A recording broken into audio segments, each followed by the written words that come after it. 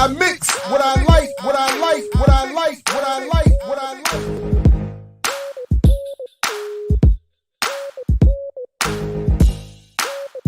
I mix what I like, what I like, what I like, what I like, what I like. All right, what's up, world? Welcome to another edition of I Mix What I Like Live. Again, I'm Jared Ball. Happy to be your host. Please make sure you're subscribed at imixwhatilike.org and following at I Mix What I Like so you don't miss any of the numbers of different things that I, my colleagues, and comrades are going to be doing across multimedia in an ever-expansive way. Before we get to our very exciting topic today, I just want to remind everybody that on the 17th of this month, to celebrate Black history, but of course Black power and Dr. Huey P. Newton's birthday, we are going to announce a brand new expansion of this channel in a collaborative project. So your membership and your support is goes far beyond this particular show or this particular individual. And we've already, you've already seen some highlights or some previews of that with the launching of the Last Dope Intellectual with Dr. Sharice Burden-Stelly. We just taped episode 2 earlier this morning. Be tuned in Friday at 7 o'clock Eastern for that. But we're going to be expanding beyond all of that as well. So please consider sticking around and again supporting this channel for all of that and more. Look, so obviously for a long time, whether as an activist or a journalist or even somewhat as an academic, I and people that I work with have been following, trying to support, and admittedly been critical of the broader Black Lives Matter movement and struggle. And have looked to stay engaged as much as possible and be supportive again as much as possible. And so when I saw last year the statement from the termed Black Lives Matter 10 chapters, offering a very powerful critique of the broader power structure or leadership structure of BLM, I obviously wanted to reach out and invite them on to further expand. And with another statement coming out even more recently from folks out, I believe in LA, who reference the statement of our next guests, it seems even more timely and important that we were able to arrange this. So I'm very grateful that joining us and me now are 4, maybe 5 signatories to that letter that we'll talk about here in just a moment, that was calling for, saying that it's a time for accountability within the leadership structure. I've linked to their letter and to the newer one in the description on this channel. And of course, I'm talking about the guests who I will bring up now. Krystal Stong from Philadelphia, Shevonne Torres from New Jersey, Nyisha from San Diego, and hopefully we're going to have April Goggans from DC as well. So I want to welcome them all to the program and bring them up now. And first, greet you all, say thank you for joining us and being willing to talk about your work and this conflict of sorts. So anyway, welcome. Good morning, good afternoon, good evening, whatever. Thanks for having us. Good morning. Thank you for having us. I have a few broad questions that I would like to just ask to get us started, and then if we have time and the ability, we'll check the chat and the comments and see what folks are having to say and ask. And initially, obviously, we would just like to hear an overview of what it was that you had to say in this statement about accountability, what led you to it, and obviously, what does it say, and what would you like us to be aware of as readers of the statement? Does anybody have a particular? Should I pick someone to go first? I don't know if anybody would prefer to go first. Maybe we should start with Nyisha, since she has to get up earliest. You're the farthest away from me, so maybe we start with that one. I don't know. It's not that early. Okay, right. Well, San Diego's chapter, I feel like, has a very unique story. I think every chapter kind of has their own story to how they've been introduced to the global network. we started in 2016, and we have never really been considered official, and that has always been sort of the issue. We thought this would be a leaderless or leaderful organization, and we are finding that that is not the case. And for 4 years now, going on 5, we've been struggling to be a part of the conversation, while doing a lot of our work on our own, unfunded, super grassroots, on the ground. Baby, It has been. give her the bottle. It has been a struggle. Give her the bottle. But yeah, it's our story is a little bit unique, and I would say maybe similar to Inland Empire, but I don't want to speak on behalf of theirs. But we're a unique city in Southern California. Very small population of Black folks, pretty conservative. So it can be without that extra support of the network and being deemed illegitimate, we do not get supported a lot in our city. So the work is, like I said, really done grassroots, on our own, unfunded, and we have organizers in our group who are struggling with housing and struggling with basic needs. And so, seeing all these awards and things like that, and money being donated on behalf of Black Lives Matter, from chapters that are actually doing work on the ground, has been difficult to reconcile with. So, yeah. Yeah, I pulled it up here, and perhaps should have even started with this, that you all start the letter here. You say, well, you open by saying it was recently declared that Patrisse Cullors was appointed the executive director of Black Lives Matter Global Network Foundation. Since then, two new Black Lives Matter formations have been announced to the public: a Black Lives Matter Political Action Committee and BLM Grassroots. BLM Grassroots was allegedly created to support the organizational needs of chapters separate from the financial functions of BLMGN.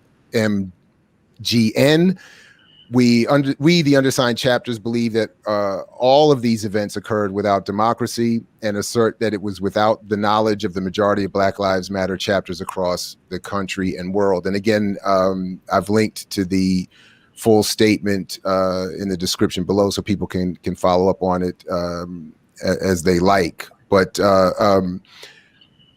I think we have, yes, April is able to join us as well. April, good afternoon. Welcome. Good afternoon.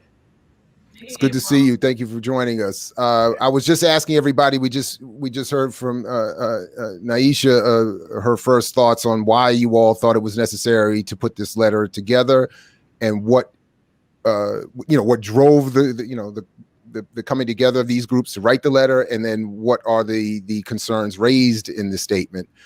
And I don't know if anyone else wants to carry on from there, but so I would actually love to suggest that April jump in, because April has been around the longest, and then I'd be happy, and I'm sure Shevonne would be happy to fill in as well. Okay, sure. Yeah, I think, well, first, a lot of us here, if not individually, but definitely our chapters have worked together for a long time.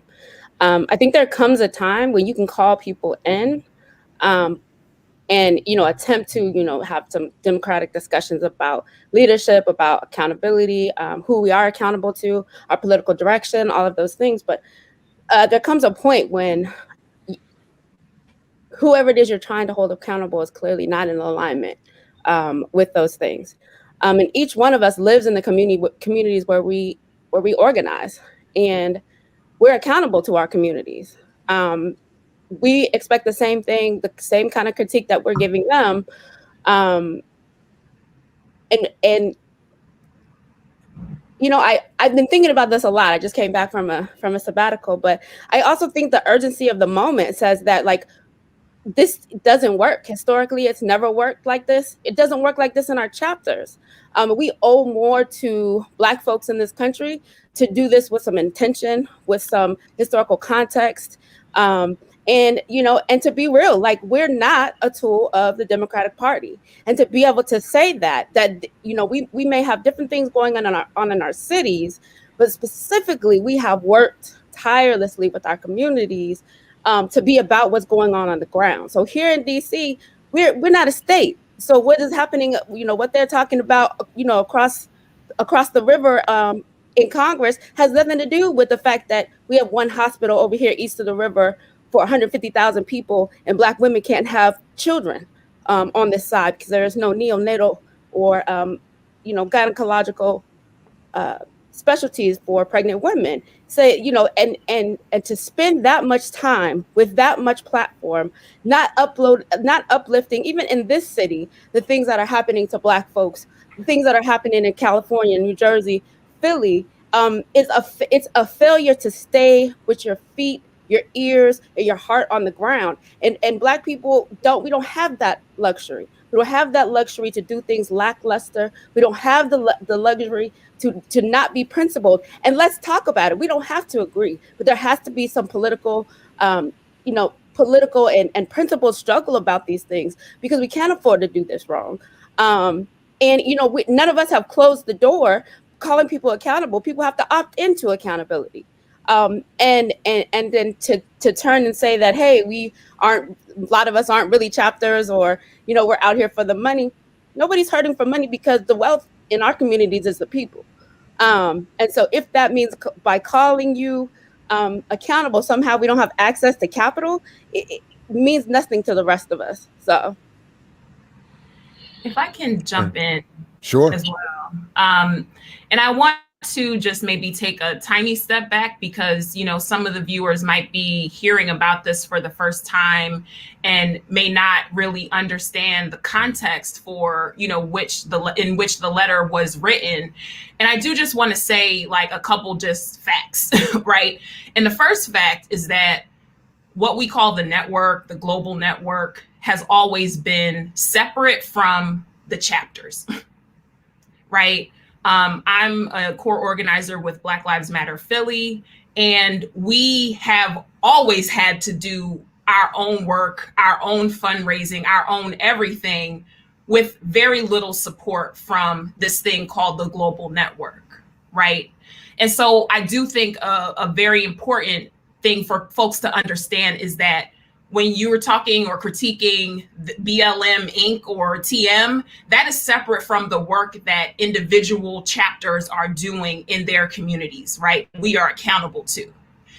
Another piece is that, many of us have attempted to be a part of a process of accountability, internal accountability, within the context of the global network, right? There have been different iterations of that. Some of these conversations have been going on internally for 3, 4, 5 years, right? And you can look back to other chapters who have released statements of disaffiliation. New York did that. I forget the city in the Midwest that did that. Was that Indiana or Cleveland too? Cleveland did that. And so there is a precedent for these issues, but many of us, because we believe in our collectivity, our, unity being our strength, we have been trying to, number one, get financial transparency. I mean, most of us have received almost nothing from the global network, which we suspect has received millions, tens of millions, hundreds of millions. We actually can't tell you. You have as much information as we do about how many resources have been funneled into the global network. That has not trickled down to the chapters. That's let's be clear about that. Secondly, this issue of leadership. We call ourselves a leaderful movement, right? We call ourselves a leaderful organization, and our individual chapters tend to function like that. But then we come into this global network space and it doesn't function like that at all. Most of us found out about this new formation with the rest of the world, right? Most of us, for many of us, and it is and it's not about Patrisse Cullors, right? It is and it is not. It's really about how, we can profess to be a decentralized, leaderful movement, but then have leadership, self-appointed leadership, making unilateral decisions that not only affects all of us, but in many cases puts us at risk, right? Because our communities are looking at us funny style, thinking that we have resources when we very often don't, thinking that we are making some of these high level decisions when we are actually not. And so, you know, there comes a point, especially in the context of the uprisings this summer, you know, we say that we have a duty to fight for our freedom. And it's really, you know, we were in many ways sort of pushed to come out in this fashion because our number one commitment is to this, our struggle for liberation, right? Our number one commitment is to our accountability to our communities. And so it is absurd, and it is a real disgrace to the struggle for us to not at least let the community know that these things are happening, especially when what is happening on the sort of public side of things is so disjointed from what individual chapters who did not sign on, which is most of us, are about. We are not about aligning with the Democratic Party or any political party for that matter. We are not about, you know, sending a weekly email asking for donations, right? Most of us are abolitionists in orientation. Most of us are on the front lines, you know, out in the streets all summer. And so we felt the need to speak out because of the confusion that was created with some of the more public moves that the global network is making that are not approved, sanctioned, supported by most chapters, BLM chapters that have been doing this work for years and that are the actual network. Well, if Nyisha is the farthest from me, clearly Shevonne is the busiest at the moment. So I don't know if you have a chance, a moment, if you want to get in and offer your initial thoughts to the conversation, if you're even able to at the moment. But welcome to the both of you. Thank you. Yeah. As you, we're a family station. Like I said, we're from Jersey. Our chapter was in a precarious situation because we had BLM Rutgers, who was seen as an official chapter.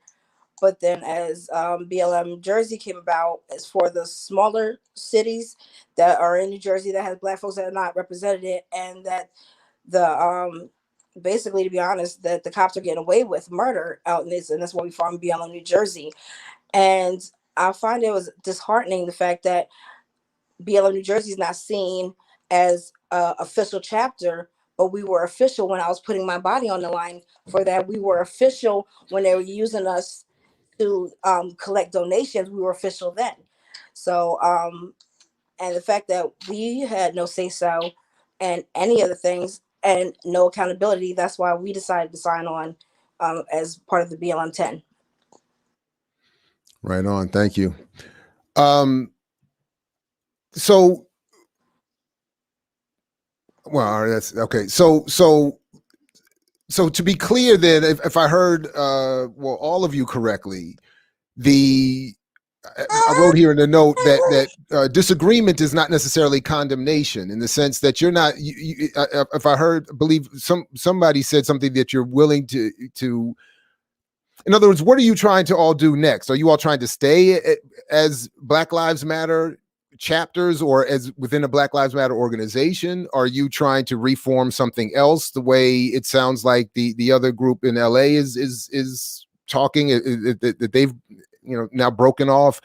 Are you looking to reconcile with Patrice or any of the other leaders or anybody else in leadership? I know the other founders have moved to other work, but what would you like to see happen next after this public criticism?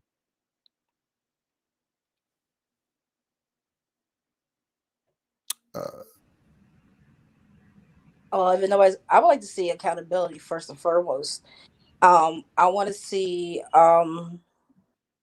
actual structural change.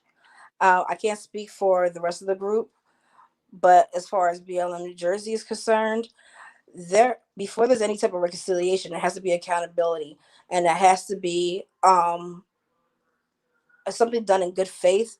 But to be honest, as far as BLM New Jersey is concerned, that bridge is pretty much burned. Yeah, I mean, similar to, I don't mean to interrupt, but just similar to this question that Ricky's asking, do you all feel a certain need to stay attached to the name Black Lives Matter? Yeah, I mean, I think, for us and,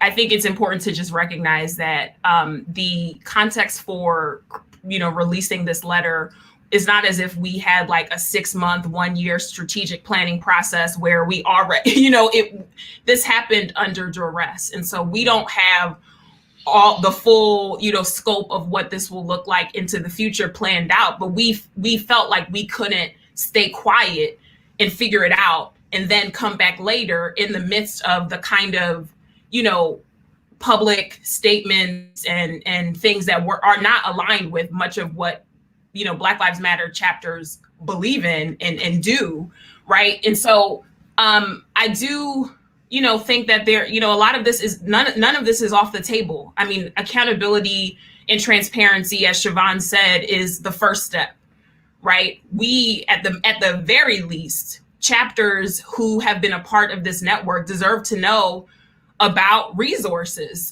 right? Like we deserve to be able to assess the money flows, right? We deserve to be able to understand the kinds of decisions that have been made on our behalf based on our labor, our blood, our sweat, our tears that we are unaware of. And I think, for all of us, we, study history, we understand that fracturing a movement rarely ever leads to something positive for our communities, right? We have seen this happen so many times before, and our communities have suffered for that fracturing. And so I think, recognizing, again, this principle of strength in our unity has been one of the reasons that have compelled us all to try to stay together, right? In a principled way. Our chapters are going to continue to exist. We have many examples of chapters, changing their names while continuing to do their work. So, for example, former BLM Minneapolis is now the Black Visions Collective, right, in Minneapolis. And so that's not off the table either. We don't have to organize under Black Lives Matter. However, in just looking at history, have we seen a movement like this in many generations? No, we haven't. And so it is, if there is a way for us to continue to exist organizationally that is principled, that is aligned with actual liberation values, that is not about, palling around with the establishment, that is actually doing the work of dismantling these power structures, then yes, that would be the best outcome. But that is not solely on us, right? And so I think, to the viewers, none of those options are off the table. But we are trying to sort out, under these circumstances not of our own choosing, how to continue to be in radical community with each other, in struggle with each other. Nyisha, did you have a response to that particular question? Do you want to add to that anything? No, just, I'm agreeing with Shevonne and Krystal. Accountability first and foremost. There has been discussion, maybe not this year, but in the past years with our chapter about changing our name. But we, like Krystal said, it's not off the table, but it also, a lot of us in these chapters still want to do this work under this name in a principled way. We still have hope. We still believe in unifying versus, fracturing, right? And at the end of the day, San Diego's chapters is going to do the work, no matter what name we're under. So, but for us, a lot of us had, personal relationships or have been, introduced to BLM in a way from chapters in our state. And we, unfortunately, are oftentimes overlooked because there's a strong chapter in, a city above us, right? And so it's difficult. It's difficult to do this work. But we're we're going to do it. We're going to do it no matter what. And we want accountability. We just want to know why for 4 years has our chapter been struggling every single transition to be recognized and to be supported. We just want, like, answer us, accountability, transparency, everything, because that is what we do to with our communities, like April said. So why should that not be the same for those in leadership? So you've not yet had a response to any of these concerns, even post the publication of the letter. There's been still no, you all were wrong, you misunderstood. Let's all sit down and talk and figure this out. No, not that I know of. April, by the way, I was just sorry. Go ahead. Who was? No, I was just going to say that there hasn't, as far as I know, been a response to chapters. I think there might have been, like in one of these publications in the media, a response that I think I don't want to misquote it because I did, I read it a while ago, but it was, basically undermining, what we are saying, and also suggesting that the chapters who, signed on are not real chapters, but not really addressing the substance of what we are saying. And no response to you directly, though, is really what I was getting at. Yeah. Okay. No.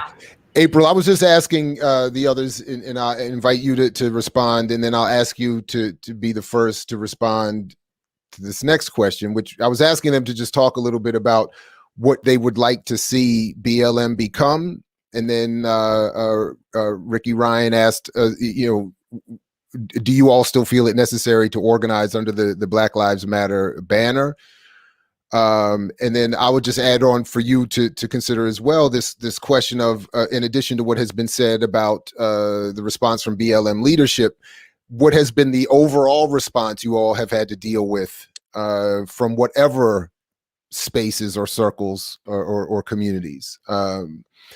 But April, let me give you a chance to respond to that initial. What would you like to see become of this and the change in BLM that you would like to see? Yeah, I don't think that my what I desire for BLM as chapters around the country, so-called or former network,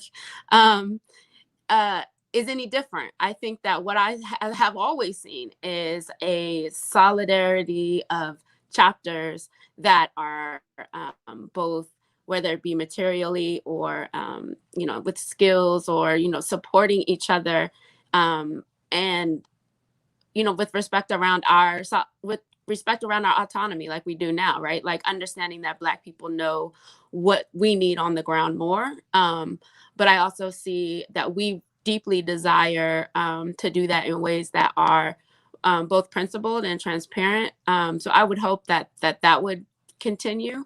I'll be honest that I don't know what that looks like outside of nothing with our work internally or our work with other chapters has changed. As far as, and as far as not getting a response from the network, essentially that's what's been happening for 5 years. I've been around for at least 5 of those attempted accountability, call-ins. And avoidance is probably the number one way that these things don't happen.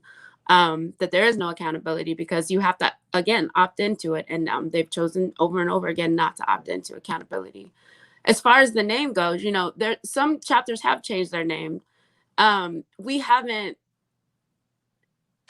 We've considered it, especially when we're constantly told, or, people are like, we're not supporting BLM because we see y'all up on the news and this and that. We're like, that's just not us. And that gets tiring. And it also gets in the way of how we can be in our communities and how we can work with our communities. But we also worked really hard behind this name. And by name, I mean literally like the name of our chapter. Like people see us and say BLM, whether our name was Northern Star, whatever it was. People recognize that work. So there's a part of it that's like, why should we have to change who we are because folks up there decided they weren't going to define who they were. And so for us, it's kind of like not the point. Also, I think we have to be very clear that what we want is accountability. I don't understand. No, I do understand. It's a choice. And so all of these things are a choice. And we continue to choose our communities and our people. And I feel like the more we do that, the more the disconnect between that, which was, something we all entered this with intention about, to seeing what happens now with these emails that I'm getting about PACs and none of us wrote Biden. Can I be very clear? None of our chapters wrote Biden. You know why? Because some of us were like trying to get people in our community fed. Some of us, DC, we're losing people every day. So our chapter has been paying for funerals. We've been working with families as they pick out plots and stuff. So if you're considering that asking, begging, writing letters for these politicians is going to save our lives, it's not. So whether we're BLM or not, like, we're still Black people at the end of the day that are committed to this, and it's a protracted struggle. So, it's not going anywhere. Hey, bro, that's why I'm glad you said all of that. And that's why, I was extremely sensitive to your particular comment during the conversation I was having with Adolph Reed that day, because that's the point I wanted to make clear, that the concern I have always had personally is that the public representation doesn't match what's happening in the streets, and it's causing confusion. So I'm very glad that you made that point. The quick follow-up to that for all of you is that I saw in this letter from the group in LA, they had a very clear line that first they support your collective statement, but they do have this one clear line where they do say, I think similar to what you've all said here, that they don't want to work with the police and they don't want to work with the Democratic Party, and those two were like bright line. And to me, again, going back to the very beginning, was always a concern for at least some of us who were watching this emerge, that those bright lines weren't being made clear enough, and they weren't seemingly consistent from top to bottom, so to speak. So is that, again, a bright line for all of you as well in your chapters? And is that something you all have had to struggle with in terms of being clear, given the public or more popular representation of the hashtag and of the leadership? We haven't had to struggle internally. I think there's a struggle on the outside of folks understanding, but we've been clear since day one. Like, we're abolitionists, so there's no talk about how the state or the police we're going to work with or be involved in that. As the way that I see it, the Democratic Party is becoming part and parcel to that. One kind of feeds the other. So for us, it wasn't a struggle at all. Yeah. Anybody else have a response to that? I think that's a clear line in the sand for us as well. We are FTP over here. We don't F with the cops, right? We are trying to abolish police and prisons.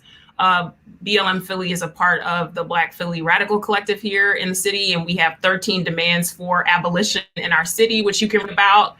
And we don't mess with politicians either, right? It is not an abolitionist stance. And so I think what is very interesting about this moment and the so-called global networks shift in this direction is that I thought we were all on the same page around that one, right? Like, if you think about, that BLM chapter that bum rushed Bernie, in the lead up to 2016, that's been what people expect of Black Lives Matter, right? And so it's been incredibly disheartening and curious to see such an abrupt shift that is also coinciding with this kind of rebranding of BLM and the pushing out of chapters who do have that radical line. These are all things that are happening at the same time, and you just have to question, really. I mean, yes, this is about accountability. Yes, this is about transparency. Yes, this is about, we should have a part we should have there should be internal democracy in this entity called BLM. But at the same time, it is about the substance of what BLM is being made to represent that we are also trying to protect. And I can speak for myself, and I believe, others here are on the same tip as well. Like, it is disgraceful, really, that after all that we have been doing, after all that we have been through, after all the ways that we have really been struggling and pushing against, policing in particular, right, and state violence against our community, that we see in 2020, essentially, campaigning for a job for the Biden-Harris administration, and particularly like in a summer when we are seeing a conversation about police abolition on a national scale for the first time ever, that this same Black Lives Matter organization, at least at the, the network, the entity, is now appealing to the top cop and the author of the crime bill. Like, come on. And so there's that part of this that is a very important part that we cannot diminish either. What is the work that, this rebranded BLM is doing, right? That's what this is about as well. Yeah, go ahead. Mm-hmm. Yeah, I just also would like to just piggyback off of what April said. It hasn't been confusion internally because we've always been, FTP, and we don't mess with political candidates. But because of the delegitimization of our chapter, we have other folks who are representing our chapters talking to city council members and having conversations with board of supervisors. That's not our chapter. We're not interested in having conversations with political candidates. We don't endorse, we have never endorsed, and we've never messed with the cops. So it has caused confusion on the outside, but internally we stuck to those principles because that's the principles we thought we were joining in 4 years ago. And so seeing these tweets about we voted out white supremacy and all kinds of like nonsense like that, you don't vote out white supremacy because the voting system is white supremacy. So there is no such thing. And so it was really shocking, actually. A lot of us were just like, what is going on? And so, like I said, in our chapter internally, we know what we're about, but outside it has caused confusion in our city. And we constantly have to combat that. And especially because we're so close to the LA chapter, as far as like location wise, and because there's such a stronger chapter and Patrice is also in this state, we get attached to them. And so we have to explain, no, that is not our views. We have to constantly come out and say, no, that's not our views. And no, we don't align with that. So it does get exhausting, which is why there has, like I said before, there has been conversation in the past about changing our name, just on the sole fact that we have to constantly come up with a rebuttal for the things that are happening in our state. It's exhausting, but we're here, we're going to keep doing it. But yeah, this whole thing with the Democratic Party has been really disheartening. Now, I have one caveat it's not really a caveat, but to be clear, because of DC's being a colony, and understanding that on the flip side, DC also has some semblance of some very micro local politics in our ANCs and such. So one of our members is an ANC, and that's an area neighborhood commission. So it's like a few blocks. And we have in that situation endorsed, but I'm trying to figure out the way to say this is it probably wouldn't happen again, because what people don't understand is the way in which these things have happened historically. And I think that's very important for people to understand that if you run a candidate, and I'm not talking about like DSA, I'm saying if you're running a candidate, or we didn't really run a candidate, but that if you support someone, it's because you understand that their political landscape includes that they are only accountable to the people, that whatever the institution is, that who they have to come back and report to is us, not the council, not the mayor. And so, you know, that was one caveat. We learned a lot, but we also knew that the immediate danger to Black folks, specifically if a specific person was reelected, so it wasn't necessarily just about winning, it was about preventing. A lot of times this is about preventing like more harm, like harm that is imminent with somebody else either returning. I mean, you're talking about someone, and this is Brandon Todd of Ward 4 or Vincent Gray, people who are actively supporting policy, people, institutions that are actively harming Black people every day. And to say that, yeah, we're also building a mutual aid network here that says we don't believe that they're going to save us. We don't believe that they have what it takes to change the material conditions or the political conditions to change our material reality as Black people anywhere. And, you know, to say, I think there's a very important understanding of why we are a leaderful movement, right? Because what we do affects the rest of the chapters, right?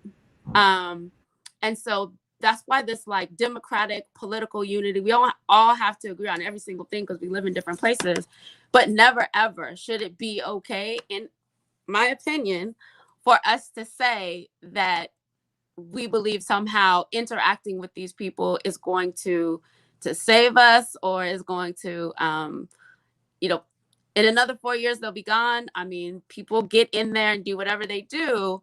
But sometimes your organizing is about more than the thing that it's more. It's, you know, for us, we needed people to get together and talk about these issues, to talk about defund the police, to talk about abolition, and in an election in DC specifically, when your mayor is writing Black Lives Matter on the ground, believing that somehow this is us arriving and is all over the news, to switch the narrative. That game was played in the same place that her harm was being played out. And that was on national TV, on local TV, to say somebody's got to highlight the contradictions, right? Like if you're going to be out here being a politician and you can write Black Lives Matter at the same time that you've got more police on Black Lives Matter Plaza than you have east of the river, someone's got to be able to highlight those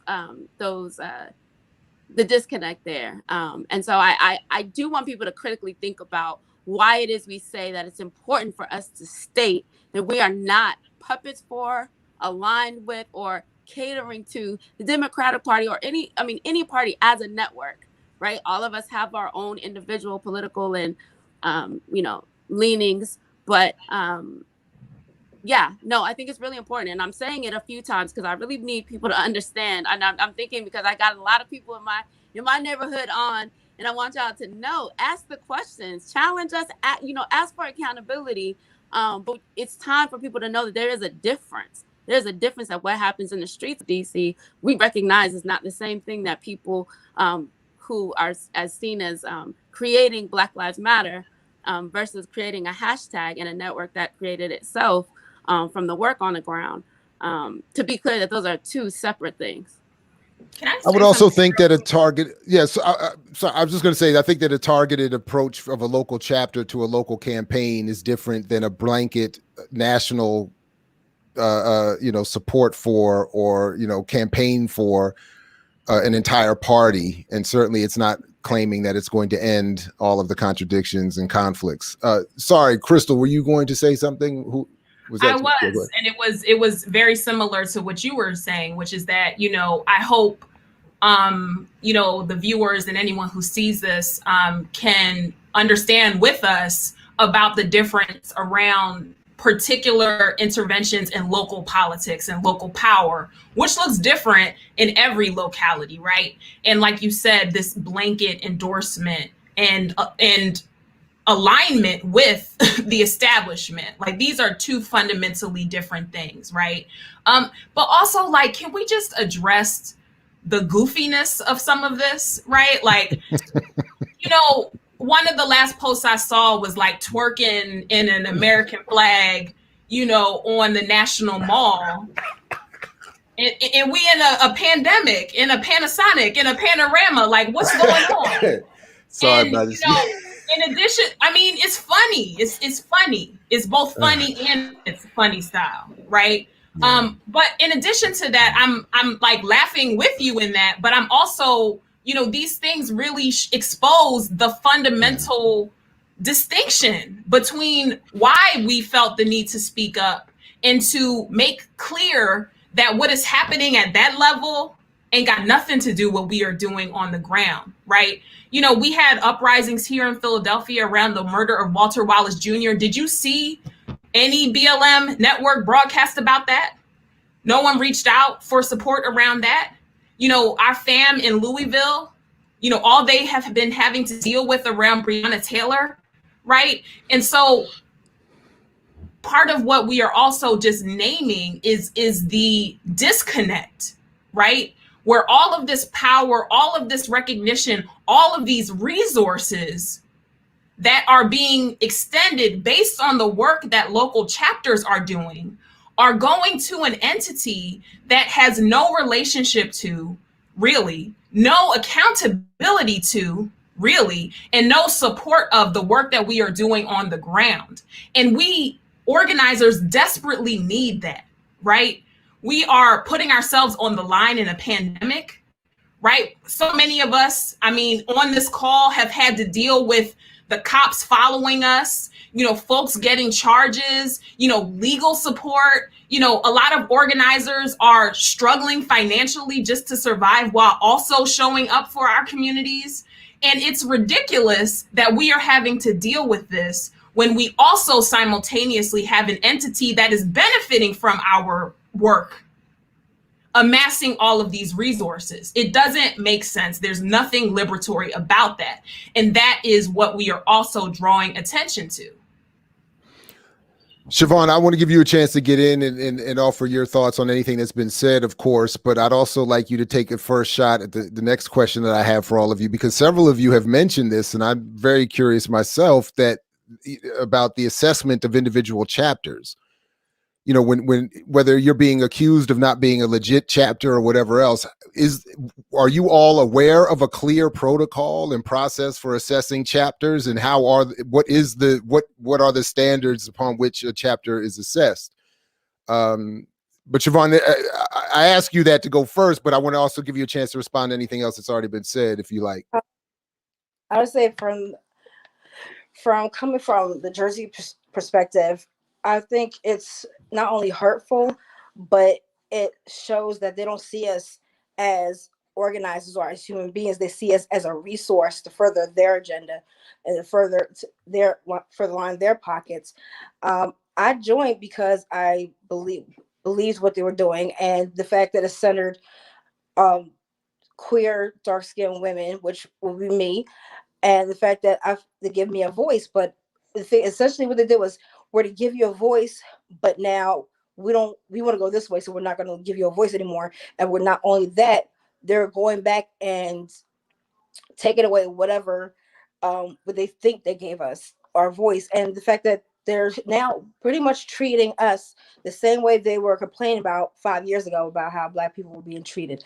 One thing I would say about this is that to touch back based on about, we don't work with the police out of Jersey. We're FTP, F12, the whole nine. And the fact is, that is also a dangerous position it puts us in. And that a lot of us literally have, like Krystal said, followed by the police, have getting death threats. And then it puts not only the organizers, but the community that shows up. For example, the police in Asbury Park try to use BLM as a photo op. We said we're not going to be a part of it, but they still use the BLM name, and they had their little photo op. And as soon as the camera stopped rolling, they beat the hell out of everybody there. And so that's one of the dangers that working with the police and what they're doing is bringing to the people on the ground.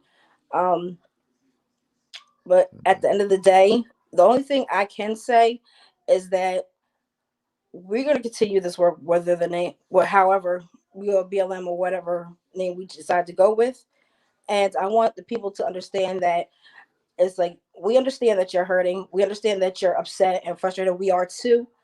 But the thing is, we're still doing this work and we're still here for you. And that what the network is doing is making it harder for us local grassroots folks.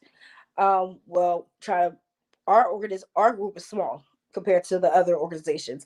So when we're trying to fundraise, or we're trying to get our own things, because we never had a dime from the global network whatsoever, but we run into the wall of, we already donated to BLM, and then that caused a whole nother problem within our networks, because now our community is suffering because we don't have the funds to help take care of them, because people already donated to global and we don't have anything. Like, how are you going to sit there and tell a family, we can't help you because we don't have the funds? And this is what global network is doing to, I'm sorry, I'm getting emotional about this, to the local grassroots, because I have to turn away families because of what they're doing. And while I'm sitting there saying, I wish we could help, we're doing our best to help you, they got their people twerking on a goddamn at the in DC on the Lincoln Memorial. Like, what the hell? But I apologize, I get a little emotional thinking about that. No, I mean, obviously it's all right. Yeah. I didn't mean to even laugh earlier. I couldn't help that reaction, and it was a little messy because I had my drink, and it was just it was a horrible video anyway, but it was funny. It was goofy, like Krystal said. It was goofy, and to be clear, I'm pro twerk all day, right? But like, I don't know what that was supposed to mean. Everything in its time and place, Yeah, that was not the time and the place, and it was goofy. But to go back to your question about like, and just to piggyback off of Shevonne, we're small too. We're a small chapter as well, and what they continue to do does hurt us. It hurts us a lot. People are confused. Like I said before, and like April said, with every chapter in every city has a different local political viewpoint and stuff, right? We have had conversations with local politicians, but we have never endorsed local politicians. So for the global network to be out here literally catering and writing letters to the Democratic Party has confused our city so much, because they're like, well, why don't you endorse? We get stuff in our inbox trying to endorse, local politicians. We've never done that. We've never done that. We never will. We've had conversations with local politicians in the past, but all they want to do is give us proclamations about how, racism is a public health issue. Don't nobody care about that, because what's that going to do for my people? Is that proclamation going to put food on the table? No. And so we've literally had to fundraise on our own. We've created mutual aids on our own. We have to bail fund on our own. And it's just exhausting. It's exhausting. And the fact that I've always hated this idea of who's legitimate, who's a certified chapter, it reminds me of like Robert. I mean, do they even, I'm sorry. Sorry, go ahead. It reminds you of what? Sorry. It just reminds me of like Robert's Rule of Order, or like this, it just perpetuates white supremacy. It's a system that's like, who, and we've never had a legitimate process. Every time that my chapter has tried to be a legitimate chapter, we get the runaround. We get told to reach out to BLM LA. And I'm like, we're not LA though. You know what I'm saying? LA is a completely different city from us that has different issues. We are a border city in San Diego. So we are also trying to help Black immigrants coming through the border in Tijuana. We don't get any support behind that. And if anyone should be getting support right now, is our migrant asylum seekers. We have one of the highest populations of Black immigrants coming through the border in this city, and we never have been supported in that way. And so it's just, I'm getting emotional too, because we've been frustrated for 4 years of this. And every time there's a transition, we're left at the wayside. We're never included in the email process. April knows. What do you mean by transition? What does that mean? So in 2016, there was a group of people, and then in 2018, there's a group of people. I think April could probably speak on it more, but we've never been included in that process. And so every time we try to reach out to the network to become a legitimate chapter, we're ignored, or we're like, oh, go reach out to this person. Oh, you have to sign this. Oh, you have to do this, and you have to, align with these principles. And those principles were garbage. So, because even to your point about Robert Rules of Order, I mean, there are at least listed rules, whether they get followed or not. So that's why I'm asking, there's no statement that says a viable chapter will have X amount of participating members will, raise X amount of funds, will perform X amount of duties, go through a review process. Sorry, yeah, go ahead. Yeah, no, I'm just gonna say, so that's that when we were saying people, this is like my 5th time doing this. Chapters have tried to say we need to come together and have all of these things. What is a chapter? What are our political beliefs? All of those things. And people have done years of work, but it gets stopped every time you need to ask somebody, Patrice, either for the budget, what are we working with? Who are the funders? Who are we? When every single time it gets stopped. And so we've had not a policy. We've had different formations. And there was a transition team because Patrice was supposed to be transitioning out of BLM in the end of 2019. She was leaving. She left. And so there was a transition team who worked to try to figure out what the formation of BLM would be. And that was all these things they were working on, again, for the 4th time. And essentially, we did all of the things, and we were getting, the papers together, and how do we get all the chapters? We couldn't even get access to all the chapters' emails to be able to communicate with people. We don't have access to those mailing forms or to the social media or any of those things. So, there was always something structural as well as just refusal to allow those processes to occur. So there was an attempt to do some agreements, some chapter agreements, but even those weren't done with all the chapters. So case in point is Nyisha and I wrote op-eds together back in the day, and we were contacted by Patrice to represent our chapters. But as it's being said now, that San Diego is not a chapter. Well, this is the kind of thing that happened all the time is, if you get to say that somebody is a chapter because they're doing something that's frontward, outward facing, that benefits BLM. But then when there's accountability or when there's critique, that chapter is not part of BLM. I think Krystal, you were going to say something.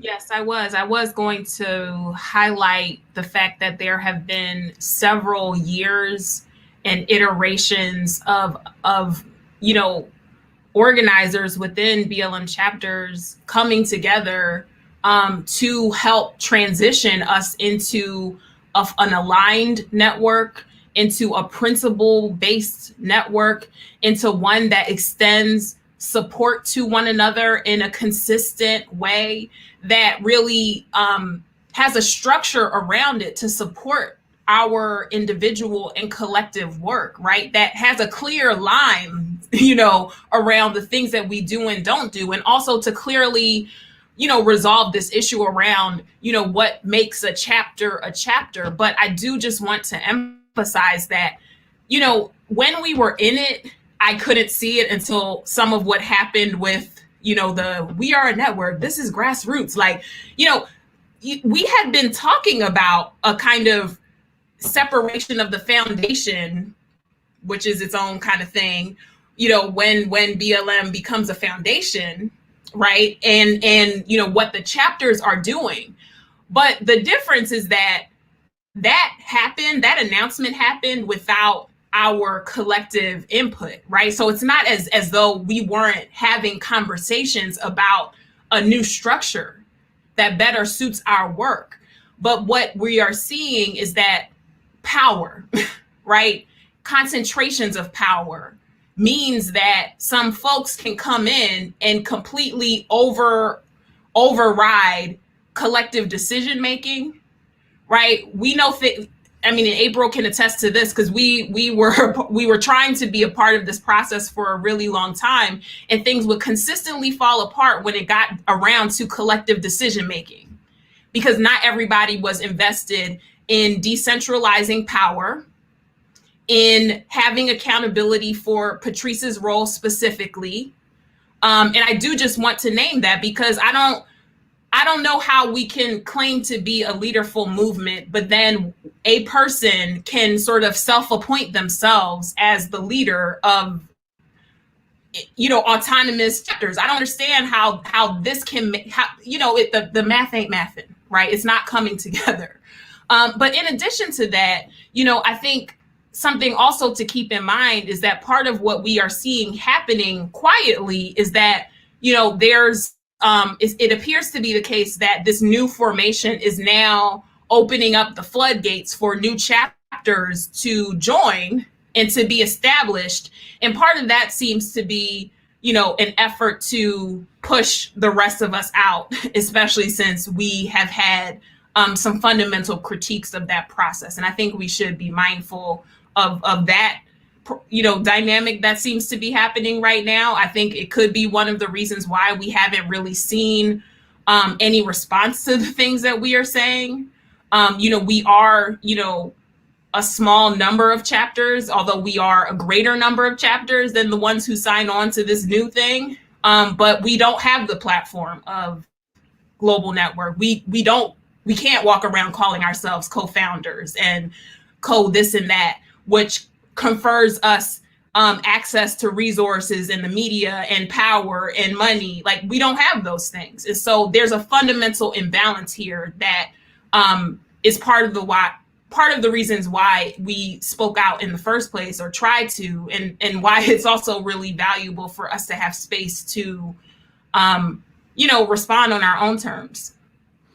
You also are representing, if I may offer humbly, you're also all representing a set of politics that aren't welcomed in those commercial media platforms. I mean, just abolition and left of the Democratic Party alone excises almost everybody from those spaces. So, I anyway, appreciate and respect that as well. So I don't know, we've been going about an hour. I don't know how you all are doing for time. I only have really one more broad question for you all to consider, and then we can check the chat and the comments, which I know have been vigorous and comical even.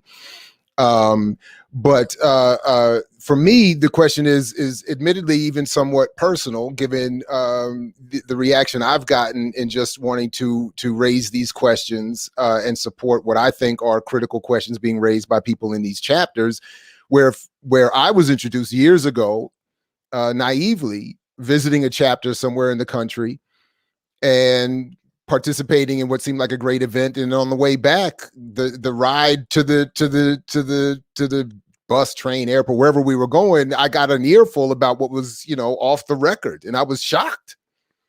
Even with whatever criticism I may have had from the beginning, I mean, I was shocked at what level the chapters seemed to have a different experience from what was being reported nationally. But my question really is how would you all like to see principled criticism come of whatever may be the actual behavior of you and your chapters, or the confused apparent misrepresentation of the work you all are trying to do? In other words, where people like me, who are not intimately involved, who are whatever, but who have concerns, how would you like to see us handle that? Is there any constructive criticism you have for those of us as outside sort of supporters and viewers and sometimes critics? What would you like to see from us?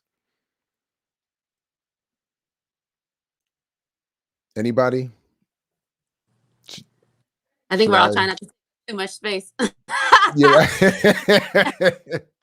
I would say ask, right? Like, I don't think that I can prescribe to people how to critique us. I would encourage that we critique to create, right? Like, saying like, hey, this is something that we see or something that we don't see.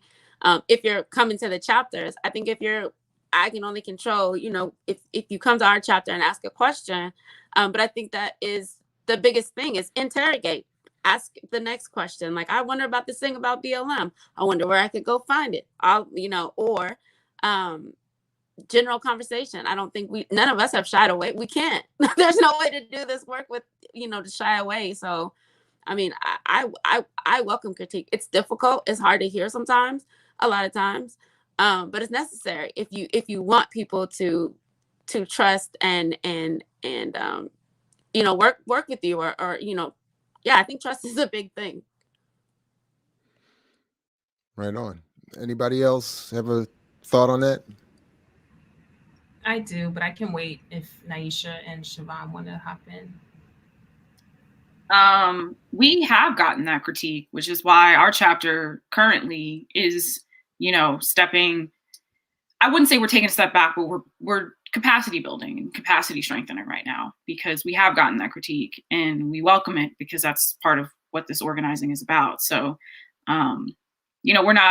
we're not as big as other chapters, and we're not as big on social media as other chapters. And in fact, one of our pages got unpublished. But anyways, but yeah, I mean, we welcome that critique, and that's why we are internally, trying to build capacity and, look at our principles and I don't want to say restructure, but like we are looking at like internally, like, okay, what are the next steps because of all that's going on around us? So, like April said, ask, be patient with us. Our smaller chapters, we may not be able to get back to you right away, but we're, because a lot of us, like I said, in our chapters are literally surviving capitalism, or on the brink of being houseless. So, patience, but ask the questions, interrogate, and just know that like whatever you're seeing in Global Network is not representative of a lot of the chapters on the ground. Right on. Shevonne, did you want to jump in? Yeah, pretty much they said everything. Like, ask questions, critique. Unlike here, I really have a mouth, and I will run my mouth all day about what we do here. And I would tell the people that's on the outside that when they have questions, to look at what's going on and look at the people on the ground. Look what they're doing, and you can go and make the search in yourself. Where you hear from BLM, Global, Grassroots, or whoever they want to call themselves, and then the people on the ground, you will see a striking difference between the two. And if that's the case, I would suggest don't worry about them. Focus on the local grassroots, the local chapters. Focus on the ones that's actually in your community, that actually gives them about you, that you see are putting their lives, their pretty much their life, their economic status, their mental health, for one thing, on the line for our communities. So I would just tell them, I encourage, ask questions, critique. I'm fluent and sophisticated too, so I can take all types of questions. But make sure like you watch the ones that are on the ground, watch the ones that's doing the work, and then watch the ones that's just running their mouth, popping yeah. But watch the ones that are actually doing, because what the way my grandfather told me is, if you're doing good work, then I want to know you're there. So, and a lot of us don't do this work just to be on TV and get book deals or whatever the people are doing nowadays. I'm not sure. But like I said, at the end of the day, look at your local chapters. Well, look at what they're doing and go by that. Don't go by what you're seeing on the national level. Right on. Krystal? Yes, I would just love to reiterate some of what's been said and to add my own and say that, no organizer who's been on the front lines is afraid of a criticism, right? We deal with, some of us have had to like stand face to face with members of our communities. Some of us have had to like literally face the cops with batons raised. Ain't nobody scared of criticism, right? Because we know that it makes our movement stronger. We know that we need every single person who's watching this, every single person who might watch this. Like we need each other. And so nobody is afraid of criticism, right? And so I think there's two sides of this. One side relates to accountability to the entity called the Global Network Foundation, Grassroots, BLM PAC, right? If you think it is fair to ask them to be transparent, to be responsive to the fundamental questions that we are raising, then elevate that, right? For an organization or an entity that is willing to take all of the acclaim for the work that chapters are doing, at the very least, they can show us where the money is. They can show us where the politics are. I think it is a reasonable thing to ask. And if you also think it's a reasonable thing to ask after doing your own research, then continue to raise and uplift our demand for accountability. That's the bare minimum, really. But then the other side of this, which I appreciate Shevonne for raising, is that, we are not destructively oriented. Like, yes, we are dismantling shit, like including any entity we need to get free as Black people, right?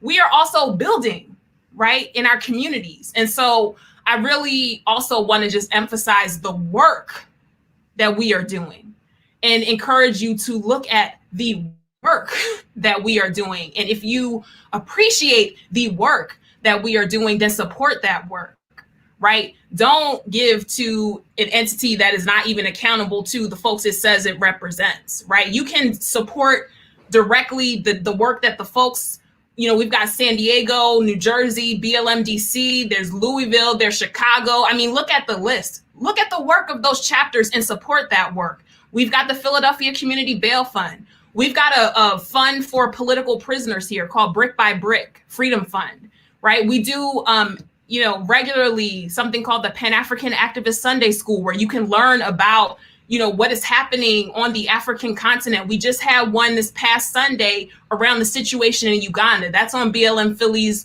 social media accounts, right? So we are out here doing the work. And I think the most important thing is to support the real work that the front lines of Black Lives Matter is doing. Did you all get, mentioned the bail fund real quick. Did you all get, because when I was critical of the relationship developed with One United Bank, I was told that that one of the positives was that they were getting money to be used for bailing, for bailouts. Is that in fact the case, or was that for one particular chapter, or was that supposed to be a national project? Do any of you know anything about that? I'm just.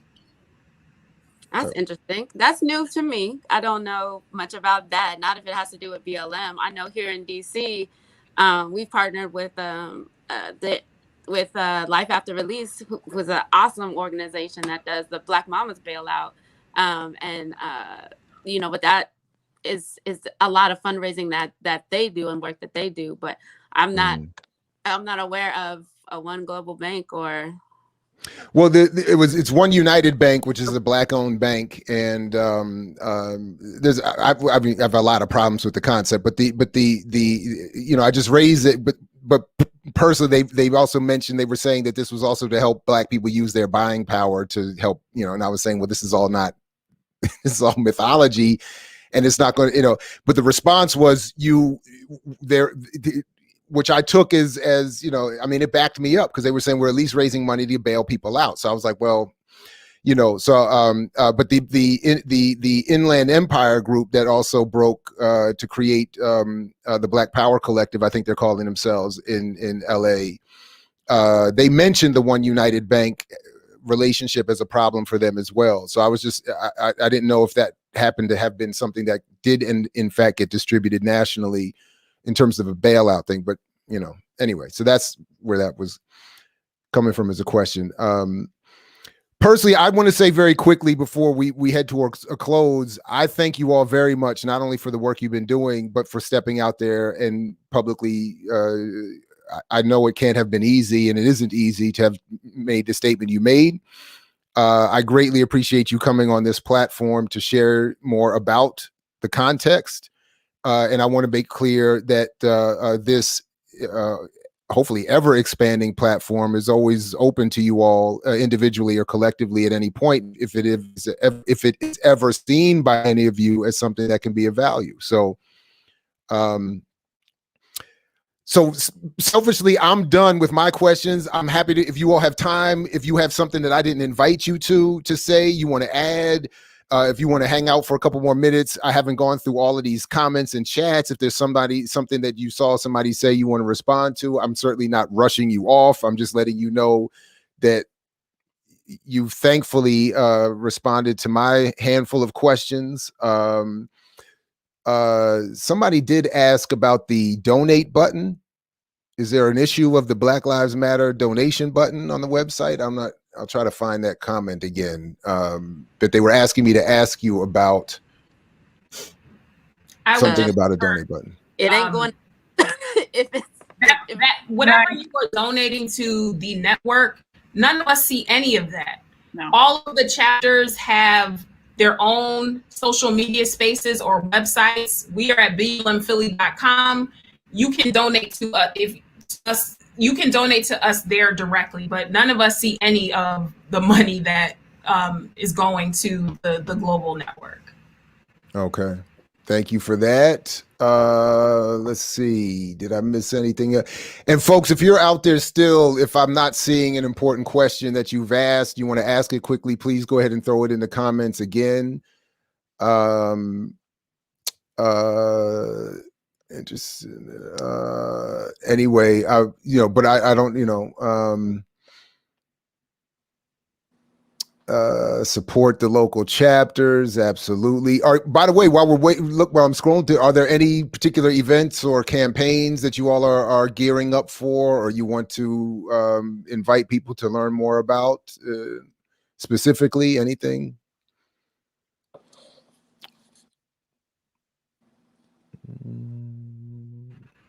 I actually have to hop off, but if I could just say humbly, we have lots of things for folks to support if you're interested.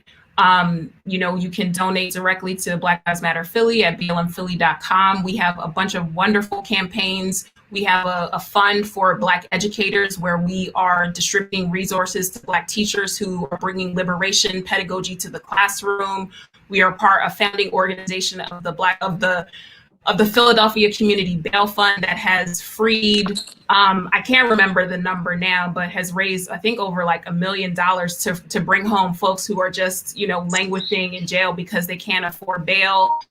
This past year, in honor of the passing of Delbert Africa, who was a member of the Move 9, which hopefully viewers know about, we established the Brick by Brick Freedom Fund for political prisoners, which is providing life-sustaining support to former political prisoners, namely the surviving members of the Move 9, also to folks who are the 10 current political prisoners in Pennsylvania's prisons, including Mumia Abu-Jamal, Russell Maroon Schultz.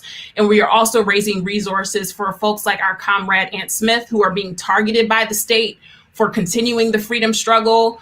Like I said, we've got the Pan-African Activist Solidarity Network in Sunday School. You can check how we are trying to live out our Pan-Africanist Black internationalist struggle as well.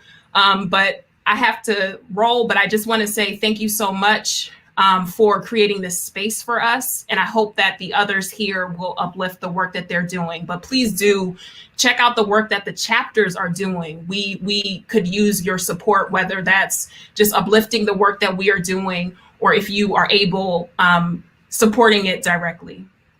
Krystal, thank you very much. Peace and take good care. Hope to catch you soon. All right, take care. Anybody else, any response? There was some questions here about the differences between Black Lives Matter and Movement for Black Lives. Do either of you have any particular thoughts on those differences that you could illuminate? And then there was a question about Black Lives Matter internationally as well. Sorry, go ahead, April. No. So the Movement for Black Lives is a kind of like an umbrella organization. And folks, I don't remember exactly what the website is, but I do know it's M4BL. If you just look up Movement for Black Lives, it is an organization that's made up of, or a coalition made up of, I don't know how many now, but maybe close to 200 organizations now that rallies together around campaigns and actions that they're aligned on. And I think there's 3 different kind of tracks of where they go. I haven't been as involved with them. BLM Global Network is on there, but also some of the individual chapters. Some of the individual chapters are. But there's a difference in that, like, BLM is one of those organizations under the Movement for Black Lives. Okay. And there was a question about the Black Lives Matter internationally. Here we go. Can they speak to how BLM is seen internationally? Protesters are labeled BLM. Whether they are official is unknown. For example, what happened in London's George Floyd solidarity protest? Either of you have any thoughts about that? Lots. I think this is where that question comes in of, like, BLM is both a movement and, you know, chapters with that name. But proclaiming Black Lives Matter is an international, you know, rallying cry. I think that solidarity, it has to be, and you know, internationalism, Pan-Africanism, all of those things have to be intimately and intentionally entwined. But yeah, I mean, it comes with both, in knowing that the movement takes all of the forms that it needs to everywhere, you know, in the world. But there's of course the opposite of that, which is that every time somebody does anything that they don't like, it's BLM did it. Case in point, here in DC, allegedly some one of the Proud Boy leaders got stabbed here and said it was BLM. So they came not only after BLM, but BLM DC, specifically putting our lives and everybody else's lives in danger. Also, I mean, yeah, I think it's important and shouldn't be seen as a negative thing. BLM was never created to like save the world on its own, to liberate all Black people by itself. We are but one part of a larger movement, in this iteration of the same movement, since we hit these shores. Yeah, Right I on. agree with April. It's that comes, I think that comes with the territory of like how big the hashtag became, right? So every protest becomes a BLM protest, whether they're affiliated with BLM or not. Even, you know, a Black person does something, oh, that was BLM, and it's like, that's not the case. And we're also not the one all be all of Black liberation. And I think that's another thing I would like to uplift, because that often, I'm doing a shameless plug right now, but my mom runs Call a Black Line, and it's a mental health crisis line for BIPOC people who are having a mental health crisis. And all day long, she gets phone calls because somehow it's been attached to BLM. And so they get phone calls from white supremacists all day long. And it's exhausting. But in addition to getting calls from white supremacists, she also gets calls from Black people looking for BLM. And so every single like Black issue has become our issue. But I also just want to point out, like, we're, at least in our city, we're in coalition with other organizations who've already been doing this work in the city, right? And so we're not trying to step on toes, and we're not trying to come in and say we're the only, or like, no, if you have an issue, protest and we'll support you, right? So I just want to uplift that too, that like BLM is not the entity for liberation of all Black liberation. We need to be in coalition with everybody, so that are aligned with the same principles, of course. Wait a minute, because I clearly am sure I have heard you all saying forever that you all are the total encompassing full spectrum revolutionary force, handling every single problem facing every single person in the African diaspora. Yeah, so this is news to me. I've been looking for that memo for years. I'm trying to understand. I'm looking still. I swear I saw it somewhere. All right. Okay. All right. Well, when you find it, let me know so I can, you know, sign up. And I'll dig it out again. You know, pull it out of the I don't know, that CIA file drawer they got somewhere. But this is an interesting question, actually, that's just come up. If you all have another moment, can you ask the ladies, would they consider organizing a separate BLM convention with just the local chapter's participation? That's interesting. Yeah, I think, you know, before Corona, we recognize, I mean, we are Black folks that need to be in community with each other as we build.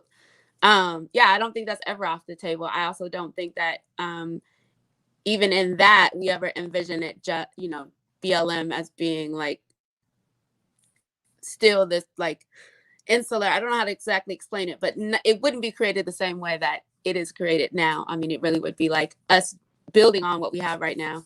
But I also don't want us to get caught up in thinking we need to recreate something that didn't necessarily work either. So yeah, we definitely thought about it. I mean, I think one of the things that's heartbreaking about all of this is that we want to continue to work with each other. That's why we came in solidarity to do this. We waited until every chapter that's part of this was personally, internally ready for this, right?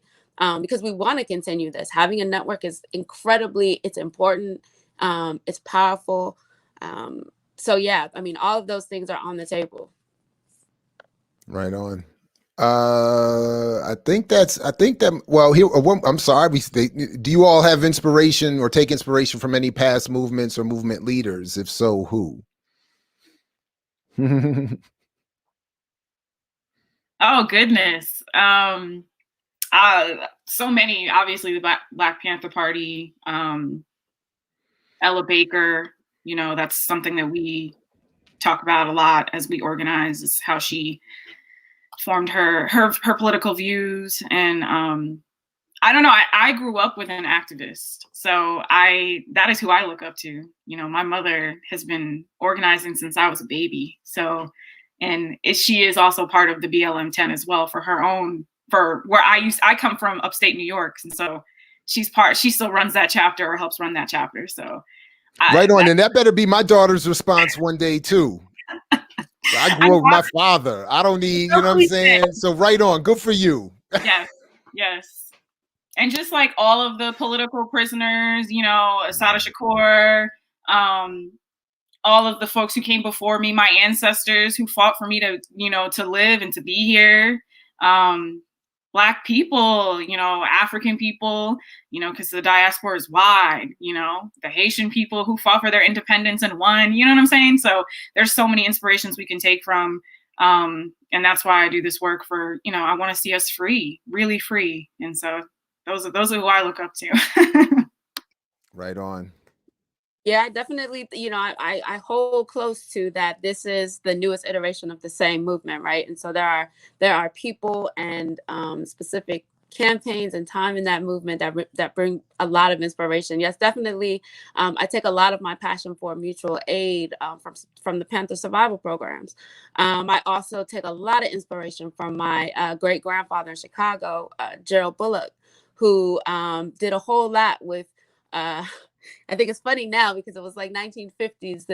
This Black college educated man who is cussing out the NAACP because they want to have eligibility requirements for folks to come in, and upset with him bringing in the socialists to the hood who already lived there to ensure that they could do what needed to be done.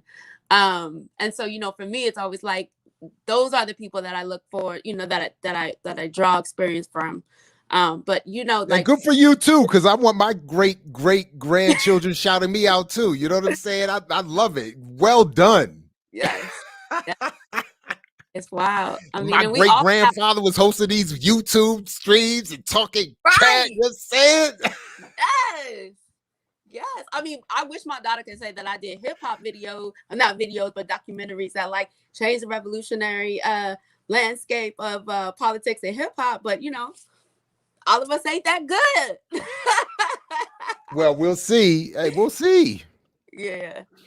Listen, I greatly appreciate the both of you and all four of you, four or five, everyone all 10 of you, all of you who are doing the work. I learned a lot during this conversation. I'm very happy you willing to have this with me publicly. And like I said, anytime that this platform can be of value to the work you're doing, just holler, and we'll certainly be looking to keep in touch. And hopefully as we expand, we'll actually be even closer and more supportive. So, any last words, but I just wanted to thank you both very much. I really appreciate this. This has been great. Thank you so much. I would say send people to dcblm.org. We'll try to update all the stuff on there that we can for DC area. We have a mutual aid call on the 21st that you can learn about. But yeah, hit us up. Right on. Absolutely. Yeah, thank you. We're, like I said, a smaller chapter, but we have our Instagram, BLM, BLM San Diego, and we also have Twitter, BLMSD. We had some issues with our donate button because white supremacy is out here trying to deny us funding as usual. So we're working on getting a different platform. So stay tuned for that. It'll be up on our social media platforms. But yeah, just keep supporting your local chapters. And thank you so much for this opportunity to tell our story. I really appreciate it. I mean, anytime. No, thank you very much. And like I said, selfishly, I learned a lot. This has been great, and get to build with you all. I love it. So thank you all very much. And I'll just, to you, to everybody watching, thank you all very much. As always, as Fred Hampton used to say to you, we say peace if you're willing to fight for it. We've clearly been with the fighters for a couple of hours, so peace to them and all of you. And we'll catch you next time here at I Mix What I Like Live. Thanks everybody for checking it out. And again, thanks to these sisters for doing this work and coming through. Peace, everybody. Catch you next time here in the Mix What I Like Live. I mix what I like, what I like, what I like, what I like, what I like.